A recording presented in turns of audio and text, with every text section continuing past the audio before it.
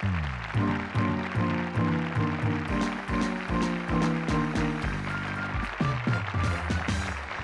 शेखर, ये क्या हो रहा है? इतनी तेज हवा, आज ये प्रोग्राम होगी कि नहीं? अरे ये कोई मामूली हवा नहीं है दोस्त, ये इन दिनों सब कुछ बहा ले जाने वाली क्रिकेट की हवा है। इसके तेज झोंकों के आगे किसी भी चैनल पे अच्छे से अच्छे प्रोग्राम तक नहीं टिक पा रहे, तो हम किस खेत की मूली है? अरे वैसे तो इतनी बातें बनाते हो, आज इस तूफान का कोई इलाज है? अरे घबराओ मत मेरे बच्चों, घबराओ मत। इस क्रिकेटी तूफान से आज वो ही प्रोग्राम बच सकता है जो इसी की लैंग्वेज में बात करे। House that? देखा कैसे तूफान को आउट कर दिया? ओ पापा जी तुसी छा गए। बंद करो ये बकवास। पापा जी तुसी छा गए। मुझे मूड मूड की चमचागिरी बिल्कुल पसंद नहीं है। पापा जी तुसी होप हो पोप हो तोप हो।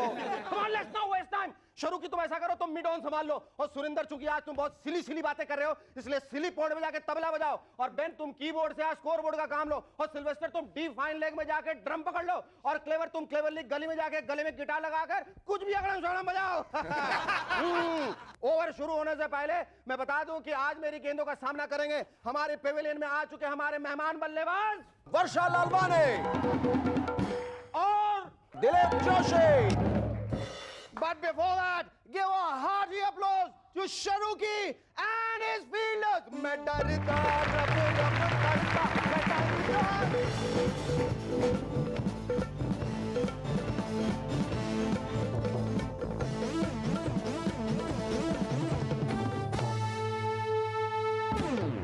Hello and welcome back. I'm SS and you watching MNS.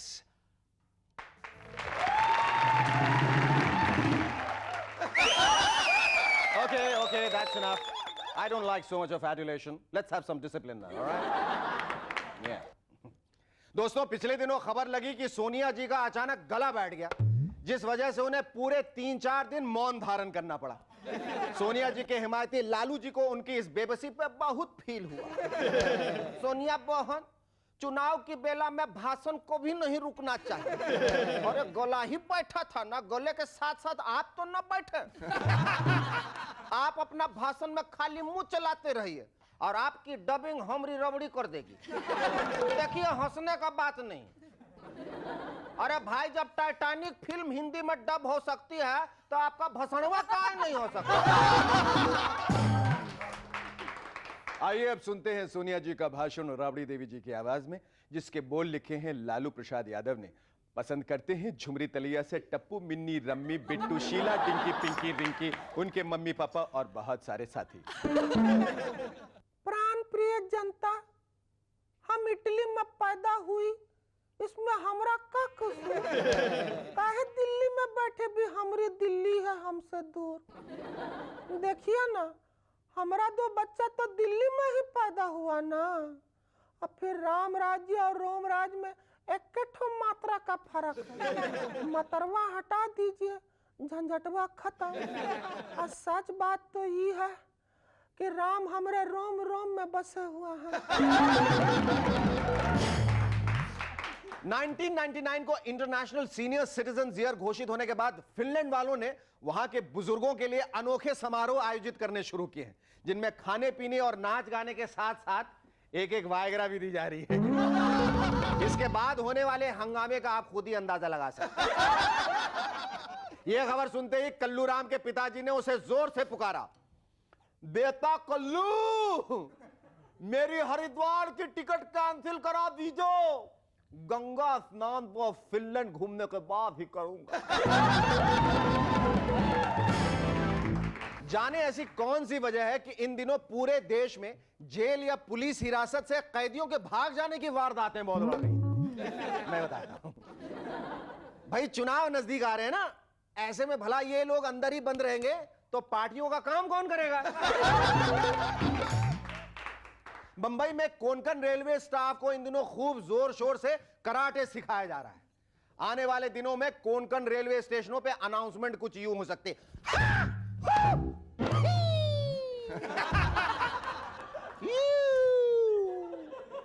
Konkan railway welcomes you. सब गाड़ियां पहले की तरह 10 से 15 घंटे लेट चल रही हैं। होने वाली असुविधा के लिए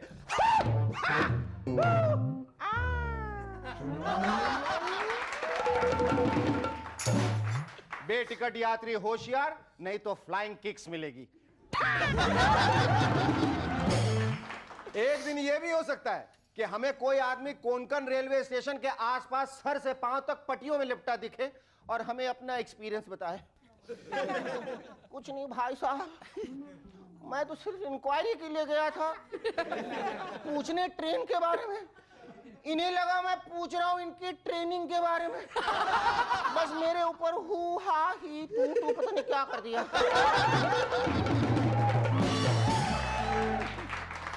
सोनिया जी के साथ ये क्या हो गया? पवार जी के बदले पैतरे को देख के सोनिया जी ने शेक्सपियर वाली फेमस लाइन यूट्यूब ब्यूटस का हिंदी में अनुवाद करवा के जरूर कहा होगा, अरे बांकेलाल जी आप भी। मैडम ये सारा कसूर उस मुई चाय का ही है जिसे चेन्नई में पी गए शरद पवार जी ने दिल्ली में ये गुल खिलाए। और ऊपर से गुस्ताखी देखिए कि 2 टी बैग संगमा जी और तारिक अनवर को भी पेश कर दिए। मैडम पवार जी के जल्द से जल्द तलाशी ले लीजिए, क्या पता कुछ और वैसे ही टी बैग्स वो अभी भी छुपाए बैठे हो। कांग्रेस में आए इस संकट से सुश्री ममता बनर्जी बहुत खुश हुई और जोश में आके उन्होंने पवार, संगमा जी और तारिक अनवर को नए नाम दे डाले, अमर अकबर एंथनी। वाकई में अनहोनी को होनी कर दिखाया है इन कांग्रेसी अमर अकबर एंथनी ने। लेकिन ममता जी, अगर आपको नाम फिल्मी ही रखने थे तो त्रिदेव क्या बुरा था? नहीं, एक नाम से ही तीनों कवर हो जाते और अखबार में स्पेस की भी बचत होती। एक खत से कांग्रेस हिली हिली हिली, सोनिया जी पे गिर पड़ा आसमान। खुल के सामने आई सच्चाई, चूर चूर हो गए अरमान।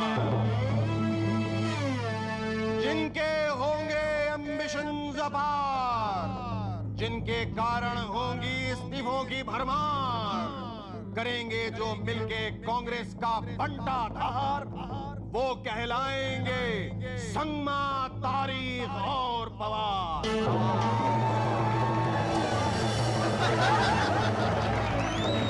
मूवर्स एंड शेकर्स में आज की हमारी पहली मेहमान एक छोटी सी नन्ही सी प्यारी सी बच्ची हैं जिसे आपने फिल्म दुश्मन में देखा और सराहा भी। Ladies and gentleman please welcome Varsha Lalwani.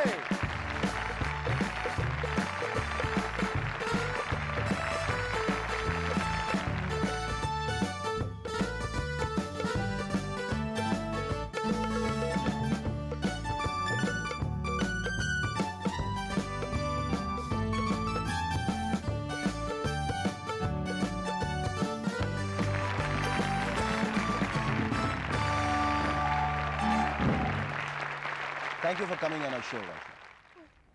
ये बताओ तुम्हारे काले घने खूबसूरत बालों का राज क्या है? क्या लगाती है उसमें? मैं head and shoulder. Head and shoulder? बाकी लोग जो हेड एंड शोल्डर लगाते हैं वो सारे हेड के बाल शोल्डर्स पे आ जाते हैं, पता है? अच्छा, जब तुमने फिल्म दुश्मन की थी तब तुम कितनी छोटी थी? अभी तुम्हारी क्या उम्र है? अभी मैं अभी 7 साल की कंप्लीट हुई हूँ। कंप्लीट हो गई। फिल्म दुश्मन के लिए आपका सिलेक्शन, आपने काजल की छोटी बहन का रोल किया उसमें? हाँ। हाँ? तो आपको जब ये खबर मिली, ये न्यूज़ मिली कि आपको काजल की छोटी बहन का रोल करना है तो आप बहुत खुश हुई? हाँ, बहुत खुश हुई। बहुत खुशी। वर्षा, आप जब पहले दिन शूटिंग के लिए गई थी हाँ। तो आपको कैमरे के आगे क्या क्या कहना पड़ा था, वो आपको याद है? आपको डायलॉग याद है? सुना सकती हैं? हाँ। हाँ, सुने। पहले दिन जब मैं गई थी ऊपर दीदी के रूम में गई। अच्छा। दीदी के तकिए में से देखा, मैंने बॉयफ्रेंड का फोटो था तो मैंने मम्मी को बताया। मैं नीचे भागी, मम्मी को बोला कि मम्मी देखो दीदी के तकिए में से क्या मिला, बॉयफ्रेंड का फोटो। ओहो, अच्छा फिर आपने तनुजा से पूछा कि ये बॉयफ्रेंड का मतलब क्या होता है? क्योंकि मुझे तो नहीं मालूम, गर्लफ्रेंड बॉयफ्रेंड मैं तो नहीं जानता। आप जानते हैं बॉयफ्रेंड का मतलब क्या होता है? नहीं ना, ऐसे बोल दिया। अच्छा, दुश्मन फिल्म में एक पोएम था, हाँ। है ना? हाँ। वो आशुतोष राणा ने आपको सिखाया था। हाँ। हम एक छोटा सा ब्रेक लेंगे, ब्रेक के बाद जब हम लोग वापस आएंगे तो वो पोएम जो आप सब लोगों को सुनाइएगा। Okay? Don't go away, stay with us. We'll be back in a moment to chat some more with Varsha Lalwani.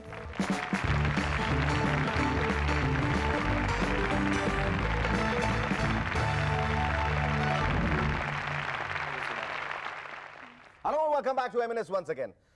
वर्षा, अब हम लोग जितने लोग हैं यहाँ सब तैयार हैं आपका पोएम सुनने के लिए। सुनाइए। एक पेड़ पर 3 चिड़ी, छोटी मंजली और बड़ी। बड़ी चिड़िया का हुआ शिकार, बिखर गया सारा परिवार। दुष्टबाज ने पाके मौका, छोटी को भी लिया उठाए। पकड़ के पंजों में छोटी को जालिम ने मंजली से कहा, हा हा हा हा हा हा हा हा हा। इस चुटकी से पेट भरे ना, तू खुद चल मेरे पास आ, वरना एक एक करके सारे पंख इसके मैं दूंगा जला। हा हा हा हा हा हा हा हा हा।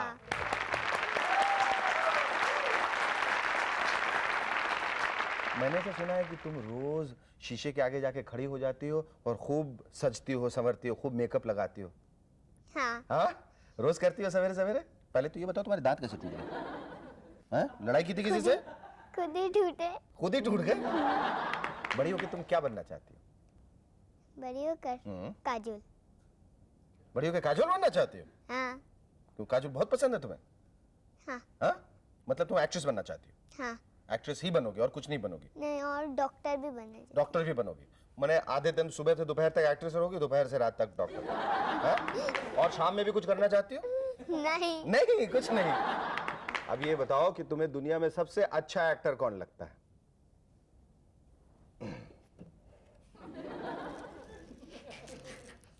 अब सोचो और बताओ। अभी भी सोच रही हो? ये लो, अब बताओ। शेखर सुमन।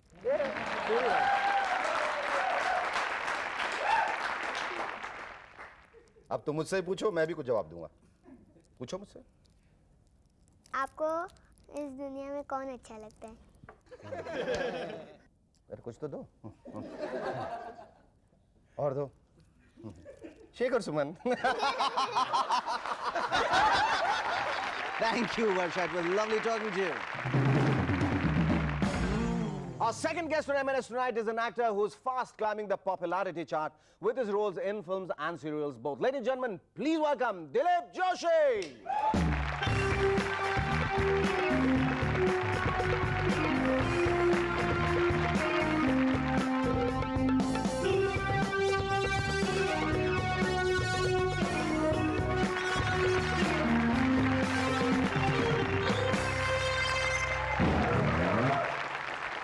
दिलीप, आई बिलीव तुम्हारी अपनी एक ट्रैवल एजेंसी थी या है? हाँ, क्या थी। वहीं से तुमने अपनी एक्टिंग की टिकट कटाई?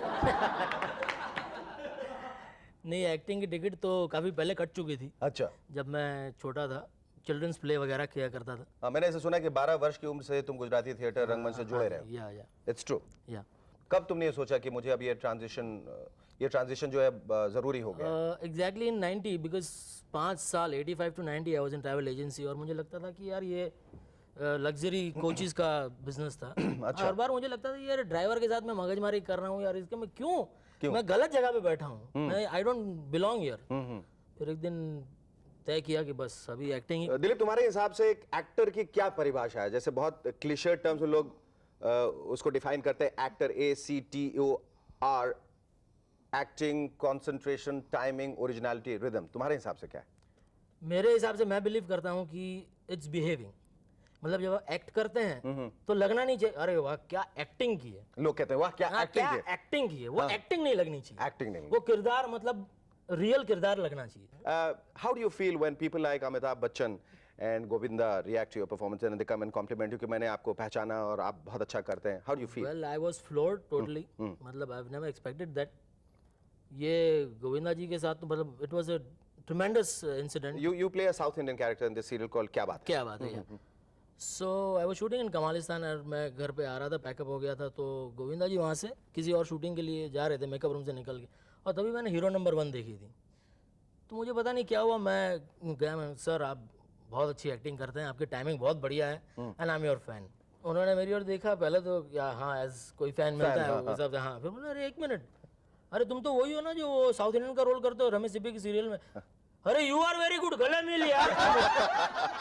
The other thing, Mr. Bachchan, recently I was shooting in Hyderabad, Ramoji Rao Film City. So he met me. I mean, he just came to see our shooting. तो Paresh Rawal and me were coming back home. तो गाड़ी में हम लोग बैठ के आ रहे थे, इतने में बच्चन साहब आए. तो नेचुरली हम लोग गाड़ी खड़ी करके नीचे उतर गए.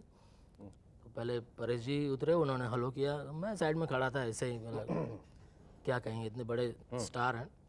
तो उन्होंने सामने से मुझे हेलो किया. तो I was like hello Dilip Joshi, and he like या Amitabh.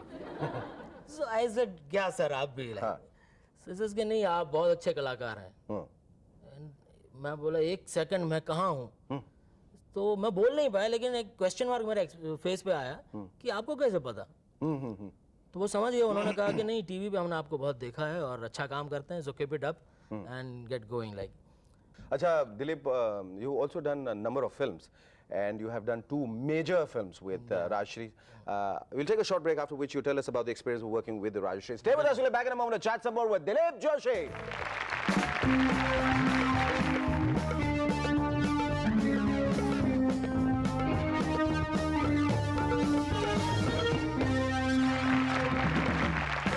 Hello, welcome back to M&S once again. Dileep, you're talking about your film career, your film assignments, and your the fact that you have done 2 films with Rajshri. Yeah. ये क्या वजह है कि Rajshri ने आपको repeat किया?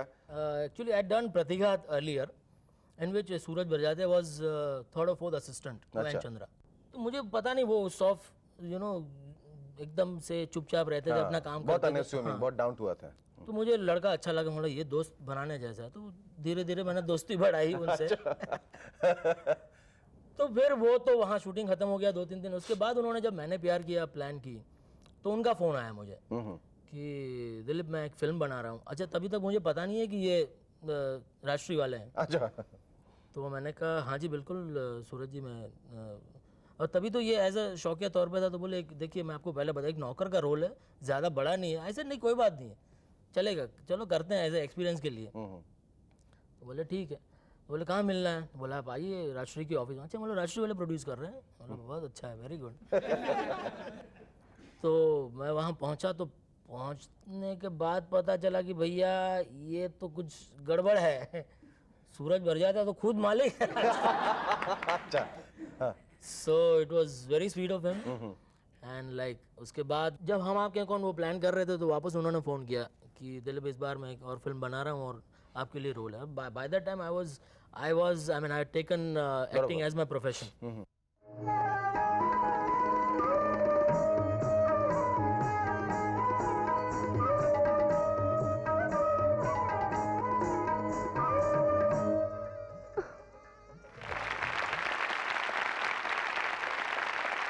Okay, talk about your this very interesting film which you are doing called Sar Aankhon Pe.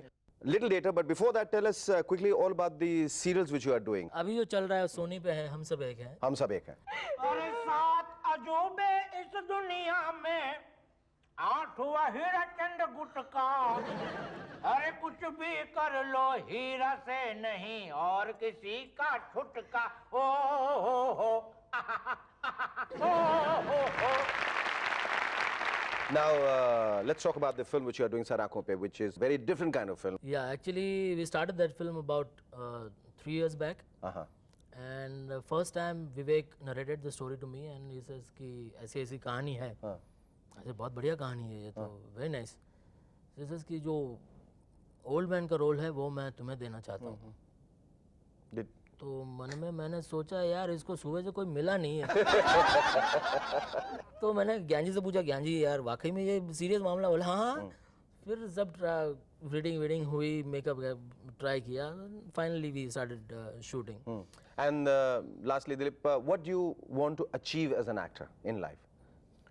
Have you set out for something to achieve? No, I'm not an ambitious person basically, but अच्छा काम करना चाहता हूँ, अच्छे लोगों के साथ काम करना चाहता हूँ और अच्छी इज्जत कमाना चाहता हूँ. And I think you will have lots of izzat in the future coming your way. Thank you. Lovely talking to you. आज का ये खत भेजा है मिस पल्लवी भाटिया ने, चंडीगढ़ से. लिखती हैं, अदालत में एक बच्चे को जज साहब ने पूछा, बेटा क्या आप मम्मी के साथ रहना चाहते हो? बच्चा बोला नहीं. जज साहब ने पूछा क्यों? क्योंकि मम्मी मुझे बीट करती हैं। जज साहब ने पूछा तो क्या डैडी के साथ रहना चाहते हो? नहीं, डैडी भी मुझे बीट करते हैं। तो किसके साथ रहना चाहते हो? इंडियन क्रिकेट टीम के साथ। क्यों बेटा? क्योंकि वो किसी को बीट नहीं करते।